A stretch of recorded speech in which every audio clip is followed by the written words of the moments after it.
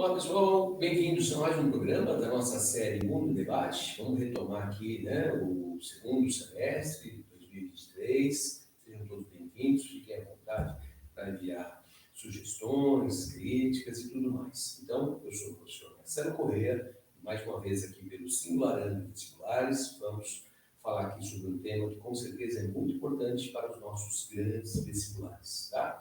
Eu escolhi falar do censo que acabou de ser publicado, o censo 2022, que tem números bem interessantes aí para a gente. Né? Então, o IBGE acaba de publicar, lembrando que o IBGE é uma instituição muito conceituada, muito respeitada, uma instituição que surgiu lá nos anos 30, né? Em pleno governo Vargas, com diferentes nomes, tal, mas é o IBGE que a gente conhece hoje.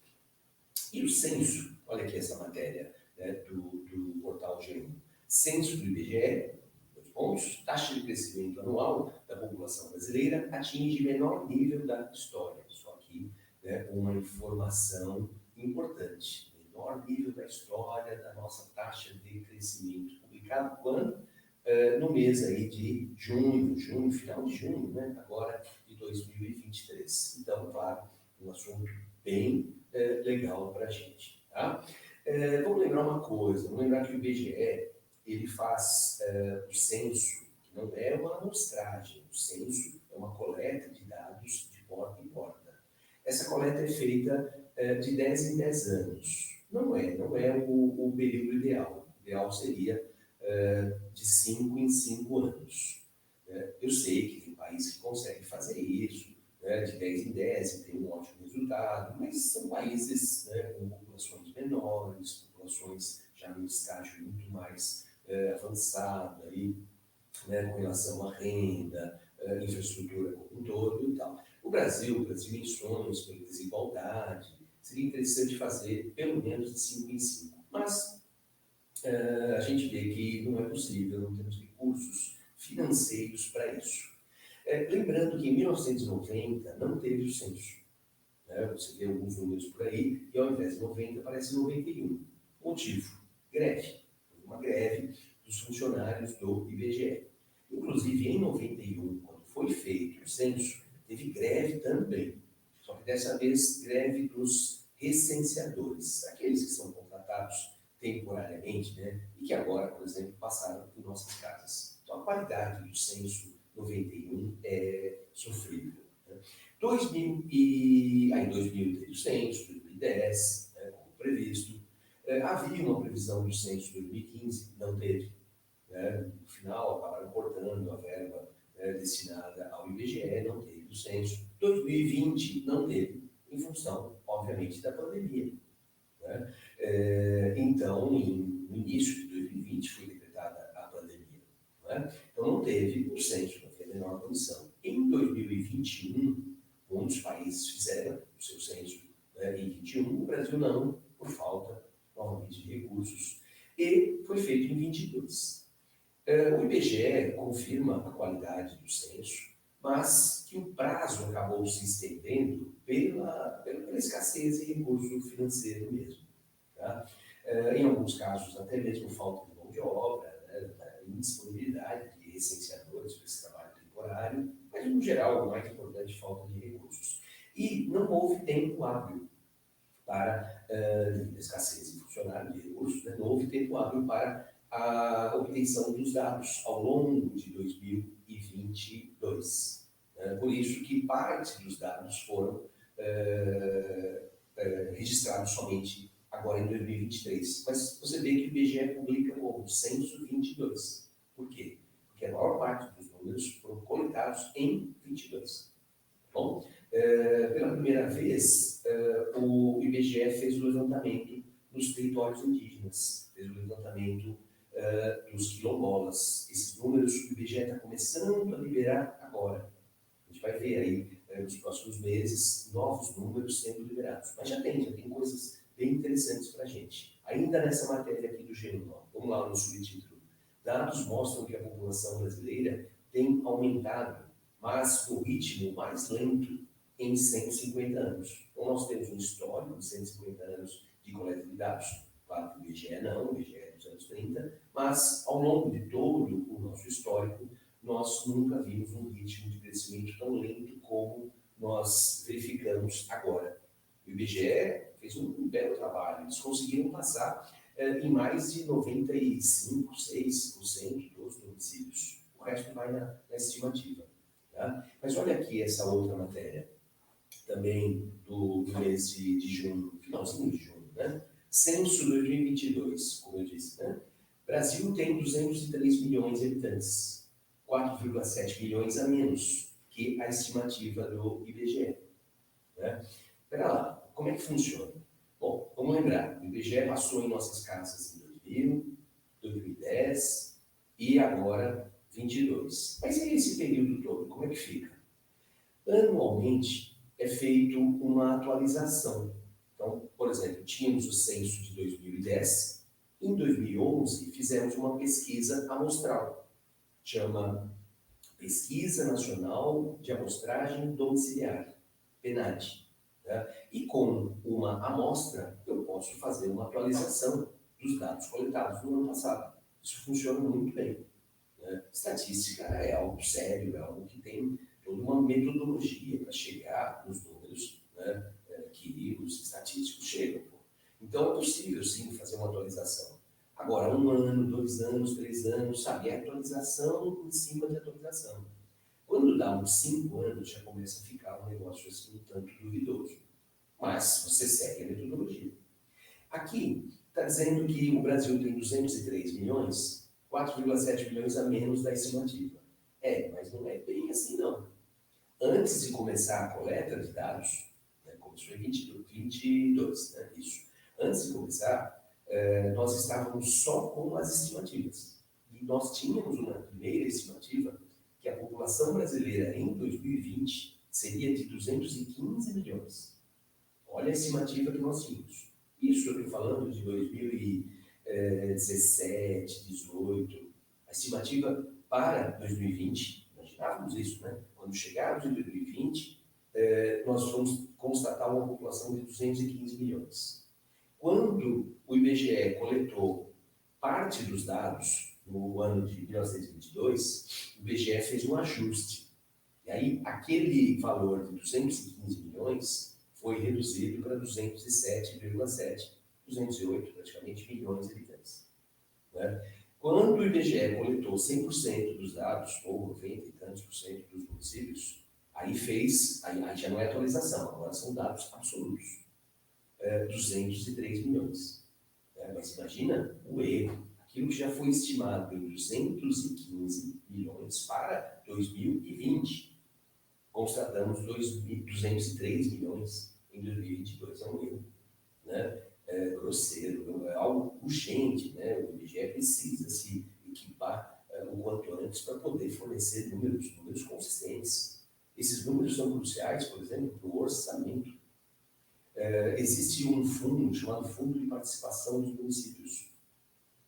É dinheiro que sai direto dos cofres do governo federal e vai para os cofres municipais. E essa grana aí, ela é rateada de acordo com a população, o número de habitantes. Então, se nem isso nós temos o número de habitantes, imagina se temos como fazer um planejamento. Planejamento para educação, planejamento para, por exemplo, o transporte coletivo. Né? Então, nós precisamos de números consistentes e não passar por uma situação tão vexatória como essa, de imaginar 215, baixar para 208 e constatar 203 milhões de habitantes. Muita gente, né? Olha aqui, ó, esse texto. A taxa média de crescimento anual da população atingiu entre 2010 e 2022 a menor taxa, né? Menor nível da série histórica. Né? Isso é, desde que temos a coleta de dados. Vamos lá para o parágrafo do meio. De acordo com o levantamento, o avanço do número de habitantes no país foi de apenas 0,5% ao ano, ao longo dos últimos 12 anos. Até então, o menor crescimento anual registrado era de 2000 para 2010, a nossa população cresceu 1,17%.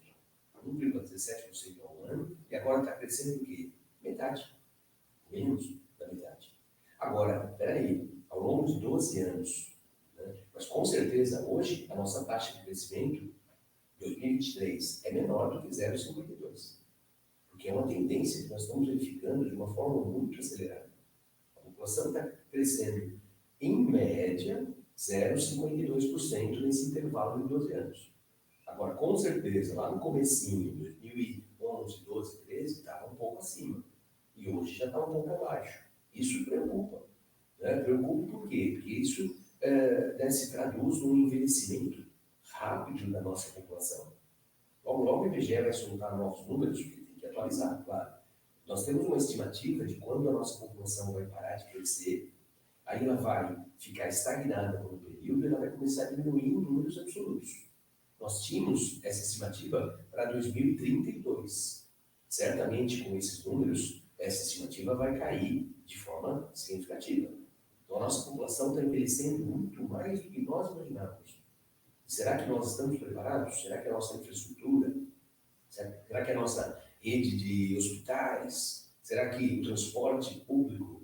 Né? Vamos pensar na maior dificuldade de locomoção da população aí da terceira idade. Será que a Previdência está preparada?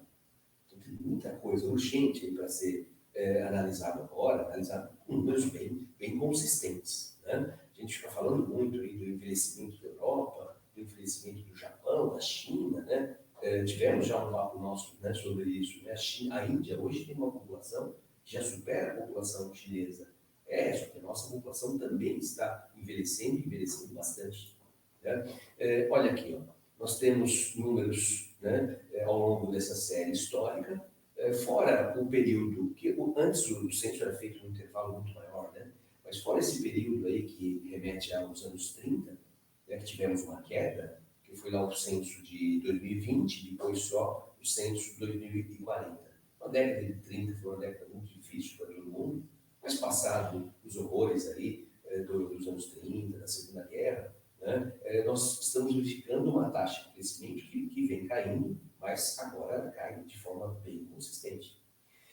Por outro lado, é que não é muito correto o que eu vou falar, né? Que assim, eu vou tomar como referência o meu entorno e achar que está acontecendo com o Brasil. Então, isso não é uma metodologia interessante. Mas, em parte, a gente pode fazer isso. O número de filhos, né, por casal. Ou até mesmo o número de casamento. A idade. Né? A idade, hoje, você tem muita gente casando acima dos 30, né? Muitas mulheres casando acima dos 30, o que até poucas décadas seria inimaginável, não vai casar mais. Né? E também uma queda bem significativa no número de casamentos. E de casais que não querem ter filhos, hoje é muito comum. Vamos dar uma olhada nos casais que conhecemos, jovens casais que conhecemos. Muitos não querem. Né? Muitos não querem casar, muitos não querem ter filhos. Né? O número, né, de filhos reduziu muito. Tenho certeza que vocês aí, vários de vocês que estão assistindo, têm um histórico familiar de um certo número de tios aí, por parte do pai, por parte de mãe, e que isso já não acontece mais. Né? Aí você vai falar, pô, mas na área rural ainda acontece. Nós temos uma população de 85%, pouco mais de 85% é urbana. Então essas famílias numerosas estão em extinção muito rápida. É uma mudança, né, de cultura, inúmeros fatores. Bom, temos aqui alguns números que eu acho que vale a pena, 2010 e 2022. Né? Uma coisa, né, foi mantida. Você vê aí que muita gente acaba confundindo, né? O Sudeste, disparado, região com maior número de habitantes, 41,8%, era 42,1%. Em segundo lugar, disparado, é o Nordeste, a segunda região mais populosa, pode ver aí, ó, com 26,9%, né? Era 27,8%. Né? O Sul, em terceiro lugar, é uma posição consolidada. A população do Sul é metade da população do Nordeste. E, em quarto lugar, continua sendo a região Norte. Muita gente acha que a região Norte é a região com o menor número de habitantes. Não, olha lá, região Norte, 8,5%. Né? 17 milhões. Né? É difícil fazer um paralelo para a gente, né? Porque 17 milhões para a gente é menos que uma grande São Paulo. Mas é toda a população da região Norte. Tá? Mas o Centro-Oeste tem uma população ainda menor. Aumentou um pouquinho em relação a 2010, era 7,4, né? Isso. Agora é 8,2. Mas continua sendo a região com o menor número de habitantes. gente vê a expansão do agronegócio. Se fosse o censo de boi, o Centro-Oeste ia ganhar, né? A gente vê a expansão do agronegócio, mas isso não gera emprego em grande quantidade, não atrai população, tá certo? Então, continua essa sequência das regiões aí mais populosas. E, para a gente terminar, uma informação que chamou muito a atenção nesse novo censo. Temos aí, ó, 9 capitais, começando aí por Salvador, Natal. De 2010 para 2022, houve uma redução do número de habitantes. A gente fala disso, né, de desmetropolização. O que mais está crescendo hoje? Cidades de médio porte. Tem muita gente deixando a região metropolitana e migrando para cidades de médio porte, por exemplo, interior de São Paulo, interior do Paraná, assim por diante. Tá? Vários motivos levam a essa busca pelo interior, por cidades médias. Né? Quem vive em uma cidade grande seria bem complicado, uma cidade minúscula. Mas essa desmetropolização a gente sabe que vem acontecendo. Mas não imaginávamos que chegava nessa proporção. Por exemplo, aqui, ó, Salvador. Salvador teve uma diminuição de 10%. Né? Natal, Belém, outras talvez mais próximas da gente, ou mais comentadas, né? Como Recife, Belo Horizonte, Rio de Janeiro. A população do Rio de Janeiro diminuiu 2%. Fortaleza. Né? São Paulo não, São Paulo ainda teve crescimento, 2%. Né? Curitiba, São Paulo, mas chama atenção, né? 9 capitais terem uma diminuição do número de habitantes. Mas é isso. Né? Eu acho que é muito importante fazer uma análise desses números. Depois nós vamos falar num outro momento sobre os números dos territórios indígenas e dos quilombos, para poder entender melhor, mas sobretudo isso, entender a importância de termos bons números para fazer o planejamento. Né? Isso tanto na escala federal, estadual e, obviamente, municipal. Creches, escolas comunitárias, médio, ensino superior. Não dá para pensar, dá para planejar sem números que tenham qualidade. É isso. Então, fico aí aguardando sugestões, aguardando críticas e logo logo teremos nosso próximo encontro. Até mais. Tchau, tchau.